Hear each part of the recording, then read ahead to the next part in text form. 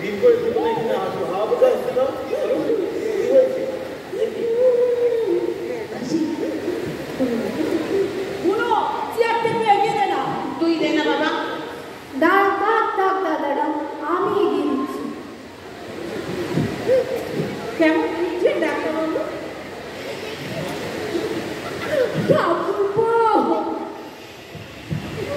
আচ্ছা ডাক্তারবাবু স্ট্রোক নয় তো? দেখ তখন থেকে হুসুস করছেন, ভয় কিছু নেই ডাক্তারবাবু বলবেন তো? ডাক্তারবাবু আমার সব জিনিসের জন্য প্রস্তুত আছি, নার্সিং হোম, হাসপাতাল আর সরকার। ডাক্তারবাবু তোমরা একটু বাইরে যাও তো, আমি দেখি গোলমাল করো না। তুমি যাও না বাইরে।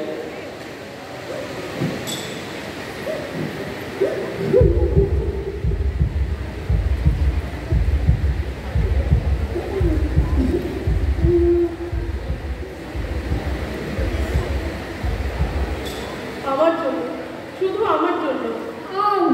তোদের সকলকে আমি চিনে নিয়েছি। ঠাকুরপো কেমন দেখবেন ঠাকুরপো? বলুন না ডাক্তারবাবু। বলবো আরে বলুন না, বলুন।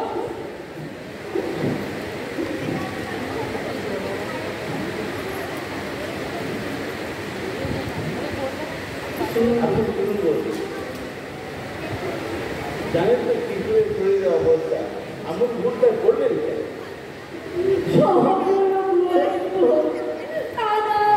আমি নিজের ক্ষতি করে ফেলি। কাঁদবেন না, দেখছি। তাহলে আমার কিন্তু ইলেকট্রিকে কোনো মত নেই বাবা। আরে 30 টাকা নো, কাঠে কষ্ট বেশি। আরে তবু আমাকে বেশি লাগবে। ও বাবা, তবু তো ফ্যামিলি ট্রেডিশন বজায় থাকবে। আমি কিন্তু এত রাস্তায় ভেবে যেতে পারবো না। মানুষের এখন শ্বাস চলছে আর তোরা তুমি ভাবো আমাদের বাবা আমরা বুঝবো। ও না মানে মনে ছিল না। আমি 2000 টাকা দিচ্ছি না, তুই? আমিও তাই। এই দাদা দাদা তুই যে কিছু বলছিস না? আরে বাবা আমি ভাবছি বাবার যদি পেনশনারি 4000 টাকা চলে যায় সংসারটা চলবে কি করে? সে তুমি ভাবো দাদা, আমি তো এবারে ছাড়ছি। খরচা দিবি? আমি তো চলেই যাচ্ছি, মা পুরো দাদার কাছে থাকবে। এই দাদা তাহলে কিন্তু আমি ওই ওপরের পোর্শনটা নেবো। তা কি করে হবে? সাথী যদি না ছাড়ে? আরে তার চেয়ে বল না বাবু, আমি ছাড়বো না। ভাবলে পর মানুষের এখন শ্বাস চলছে, হিসাব নিকাশ টাকা তোলাই না নেবো না মানে মনে ছিল না তো বাপকে তো খরচের খাতায় ফেলেই দিয়েছে। আর আমার দিদি মানে তোমাদের মার্কেটে কত করে ভেবে দেখেছে? আমি তো চলেই যাচ্ছি, মা পুরো আর দাদার কাছে থাকবে। এই, আমার তো কতবার রোজগার, মা কিন্তু দাদার কাছে থাকবে।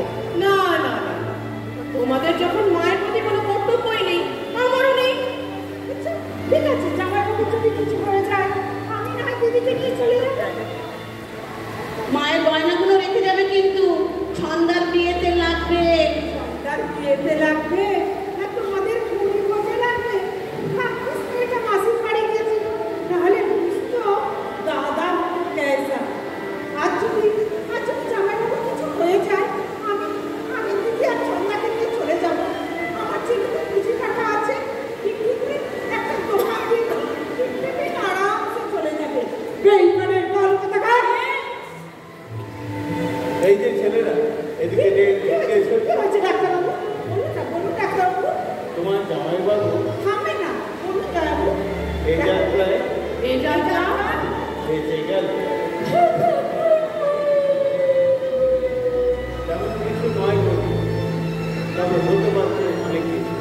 বায়ু যা ক্ষতি করেছে, একটা ইঞ্জেকশন দিলে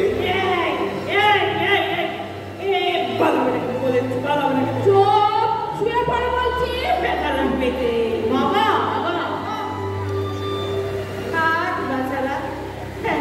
এতক্ষণ তোমরা যা সব আলোচনা করলে সবই তো কানে গেল।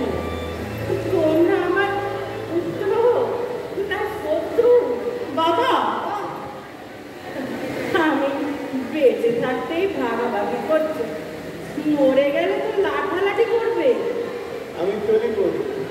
তবে এটার উপরে একটু কড়া নজর রাখবে। চলি রে, ভয় নেই, ভয় নেই। আসুন আসুন ডাক্তারবাবু, আসুন ডাক্তারবাবু, আসুন।